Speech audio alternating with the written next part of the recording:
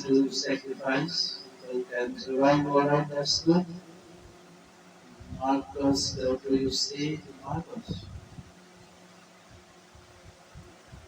Last time we started out last time with some stores, with some other dilemmas about trolley cars, about doctors and healthy patients, vulnerable to being victims of organ transplantation. We noticed two things about the arguments we had. One had to do with the way we were arguing. It began with our judgment. In particular, we tried to articulate the reasons for the principle behind our judgments. And then, confronted with the new case, we found ourselves re-examining those principles, revising these in light of whether they are difficult and pressure to try to bring into alignment. Judgments about particular, when the principles we would endorse on reflection. We also noticed something about the substance of the arguments that emerged from the discussion. We noticed that sometimes we were tempted to locate the morality of an act in the consequences, in the results, in the state of word that it wrote about. We called it consequenceless moral reason. But we also noticed that in some cases we weren't swayed only by the results. Sometimes many of us felt that not just consequences but also the intrinsic quality of actual fact matters morality. Matters morally. Some people argue that there are certain things that are just categorically wrong. Even if they bring about a good result, even if they save at the cost of one life, so we demonstrate consequences, moral principles with categorical ones. Today and in the next slide, we will begin to examine one of the most influential versions of consequentialist and moral theory, and that's the philosophy of utilitarianism. Jeremy Bentham, the 18th century English political philosopher, gave us the first clear systematic to the utilitarian moral theory. And Bentham's idea, the essential idea, is a very simple one with a lot of morality, including ethics. Bentham's idea is the following: the right thing to do, then the just thing to do is to maximize utility. What do we mean by utility? We mean by utility the balance of pleasure over pain, happiness over suffering, and the principle of maximizing utility. We started out by observing that all of us, all human beings, are governed by two sovereign masters, pain and pleasure. We human beings, like pleasure and dislike pain,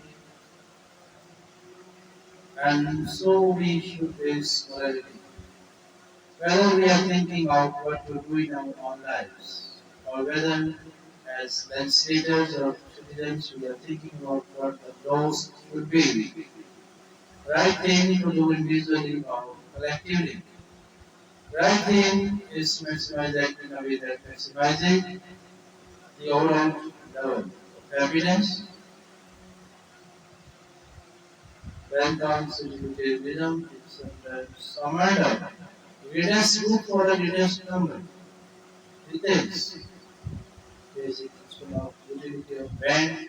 Let's begin to test it and to examine it by turning to the case Another story, but this time not a medical story, a real life story. The case of the Queen versus Dudley and Stephens. This was an 19th century British law case that's famous and much debated in law schools. Here is what happened in the case. I'll summarize. And then I want to hear how you would rule.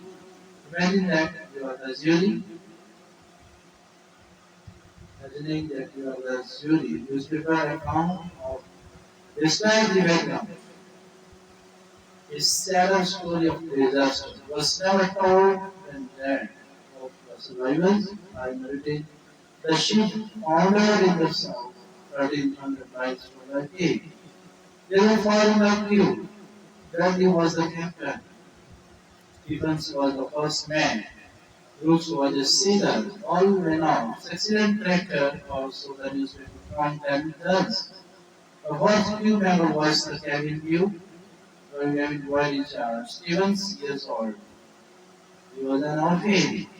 He had no family. He was on his first long voyage at sea. He went the news account rather against the advice of all his friends. He went with the hopefulness of youthful ambition, thinking the journey would make a man of him. Sadly, it was not to be. The facts of the case were not in dispute. Way and may not went down. The third member just escaped your life port. The only food they had were two cans of runnings, no fresh water.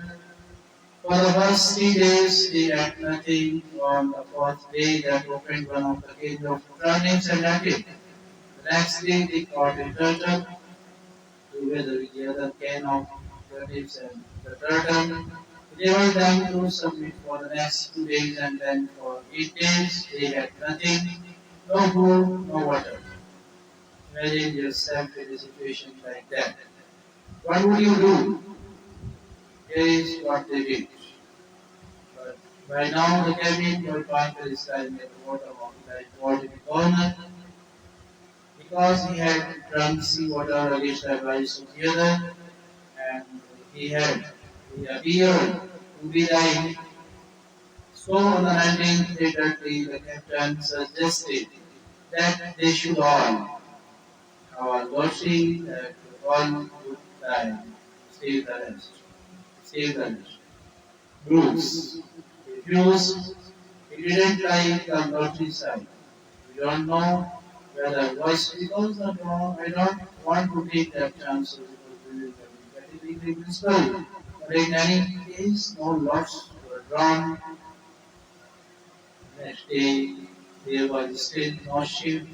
30 told Brooks to cover his eyes, and he made motion. And the boy Parker had better be killed. 30 for the year. He told at the boy of crying, and he killed him with a pen knife, stabbing him in the vein. Brooks emerged from his consistent position and shared a gruesome pointing. For days, three of them fed on the body and blood of the cabin boy. True story. And then they were rescued. Bradley described their rescue in his diary. It suggesting struggling on the 24th day. We were having our breakfast. We are having breakfast. The ship appeared at last. The three survivors were picked up by a German ship. They were taken back to Plymouth, where they were arrested and tried.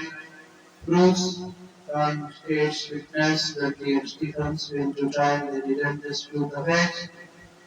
They had acted out of something that was their too, but that one should die so that they could survive. The prosecutor wasn't swayed by that argument. He said, Madam, so the case going to trial. Now imagine you are the jury just to simplify the discussion. Put aside the question of law. Let's use the jury. Tasked with deciding whether what they did was morally permissible or not. How many good gods not guilty that what they did was morally permissible?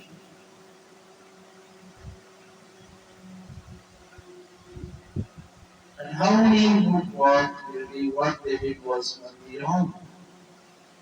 A pretty sizable majority. Now let's see what typical reasons are, and that we begin with those who are in the minority. Let's hear first on the defense of Dudley and Stephens. Why would you morally exonerate them? What are your reasons? I think it is morally. I think that's the distinction between what's morally. What makes, in other words, the right as the judge said, was always against the law and right and for think that necessity justifies that or murder any illegal at some point your degree of necessity does in fact exonerate you from other defenders, other voices, other defense, moral justification for what they did. Yes, I just read in situation that aspirate you have to do what you have to do what you do. You gonna do what you gonna. Life you have been going 19 days without remorse or someone just has to take the sacrifice just to take sacrifice for more from them. Let's say the survivor and they have become productive members of society with your home and so union charity organization this and that. I mean I don't know what they did. On and but whatever. What if they were going on and out to be assassins? You want to know who they assassinated. That's true too, that's fair. I would wanna know who they assassinated. Alright, that's very hard defense. Couple voices or we need to hear from the prosecution. Most people think what they did was wrong by one of the first thing that I was thinking was, oh, well, it could have been eating for baby. When they are mentally affected, that could be used, possibly argument that all that they weren't in no state of mind. Decisions that they otherwise wouldn't be making, and you have to be altered mindset to do something like that. It's just people who find that arguments probably. Do you think that they are acting immorally? But I want to know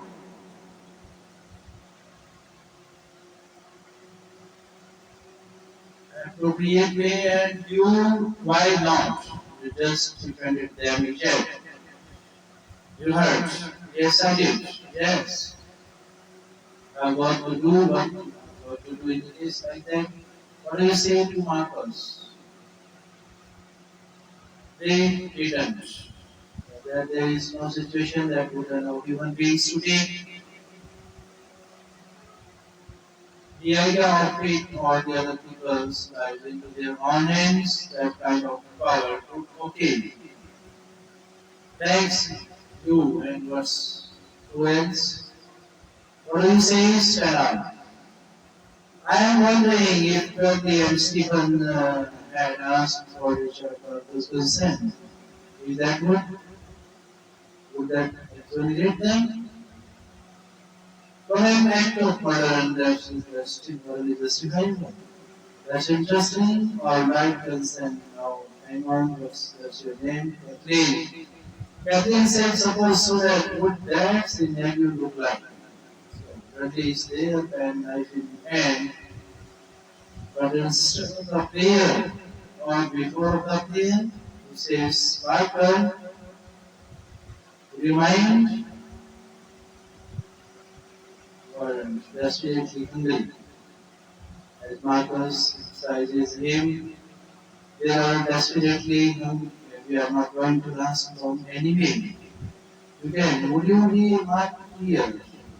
How about it, Marcus? How about it, but then what do you think would be morally justified then? Suppose Parker in his savvy super says, okay, don't think it will morally justify even that it wondering, then you don't think that even with consent. I would be morally justified. Are there people who think who want to take up Catholic consent and think that would make it morally justified? Raise your hand and if you would think it would. That's very interesting. Why would consent make a moral difference? Why would it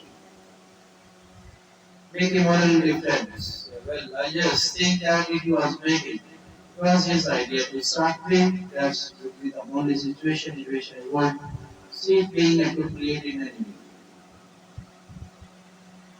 He was special. To one or another, whatever the issue was, I think that he was making a decision to live his life and he took one sacrifice himself, which some people might see as admirable and other people might disagree with that decision.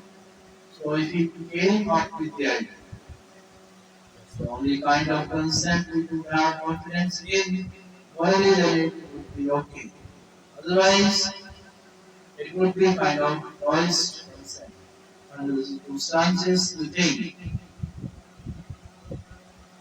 Is there anyone who thinks that even the consent of God would not justify their killing him? Who thinks that? Yes, tell us why. I think that Parker would be killed with the hope that the other few members would be rescued. So there is no definitely then that I should because you don't know. They are going to rescue, or if you killing him, they are killing him in vain. Will he killing because someone's going to die even well, logical situation seems to be there. That they would keep on picking up the victims, maybe one by one, until they were rescued, and in this case, luckily when three at least were still alive. Now, if Parker with Davis consent, it would be alright to do you think or not? No, it still wouldn't be alright. So how cannibals morally incorrect? So you shouldn't. So cannibalism is morally. So then even in the scenario of waiting until someone dies, still it would be obscene. Yes, to me, I feel like it all depends on one's personal moral like we can't just like this is just of course other people are going to disagree. Well, let's hear, let's see. Let's reason. Can persuade you, let's try there.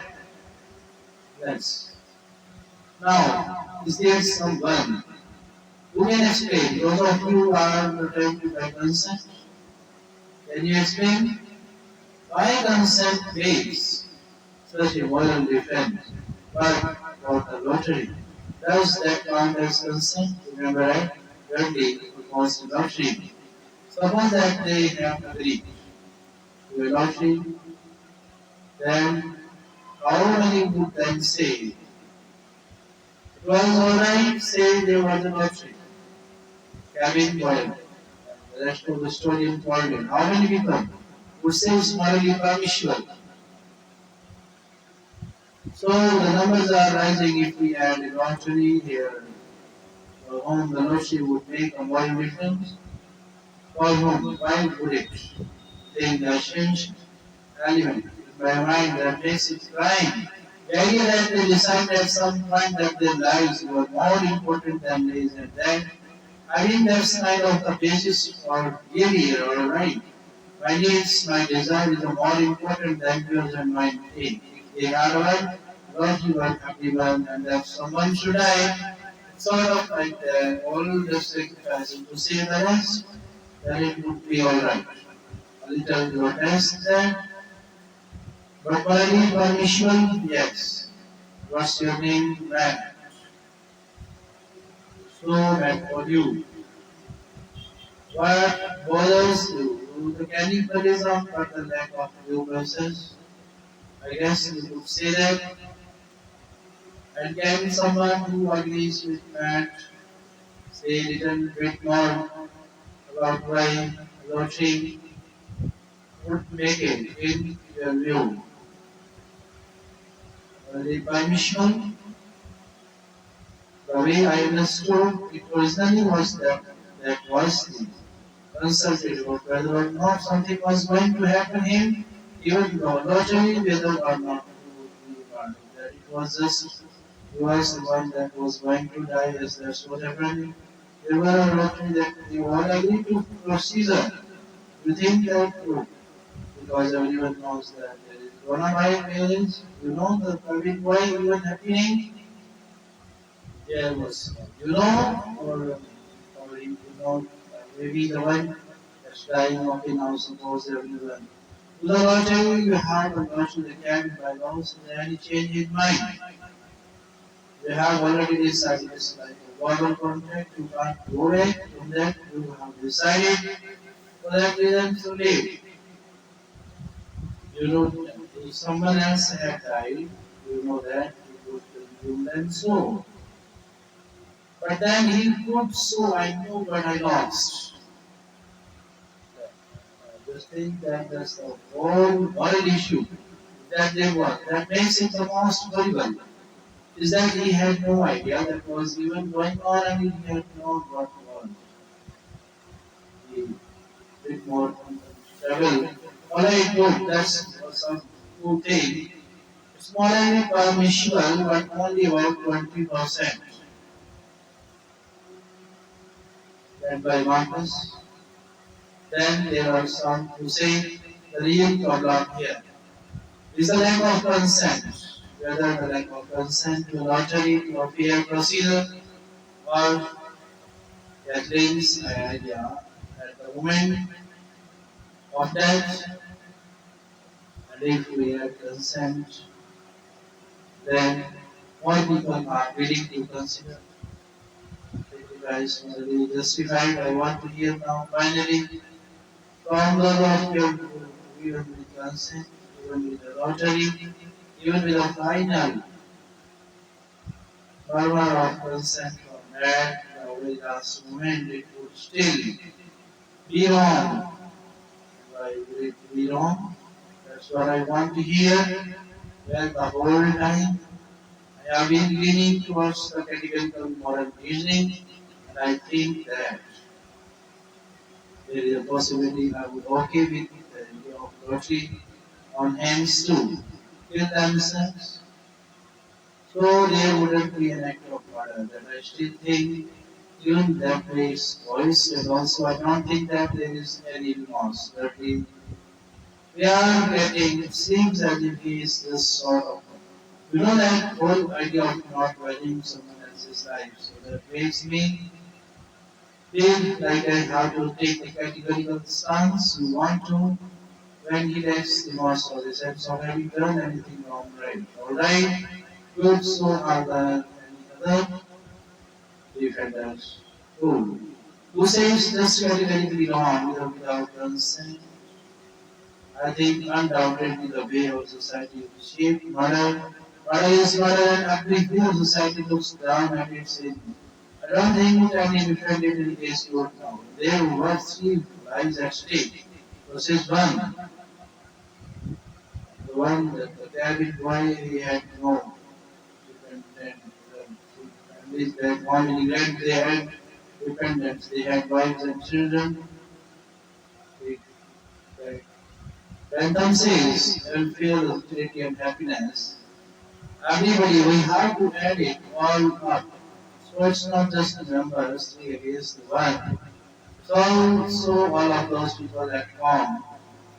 In fact, the London newspaper at the time, the popular opinion sympathized with them, writing Stephen, the paper, said if they weren't by affection, concern for their loved ones at home and dependent, surely A and B, how is that governor trying to have the same desire to feed their family? I don't think normally due to rents, status, that's murder. I think that applied and instead of criminal activities and making certain things seem more violent and savage, when in that same case it's not the same act because the murder necessity between here because they were in seas across the 300 and I forgot to say 300 or in one time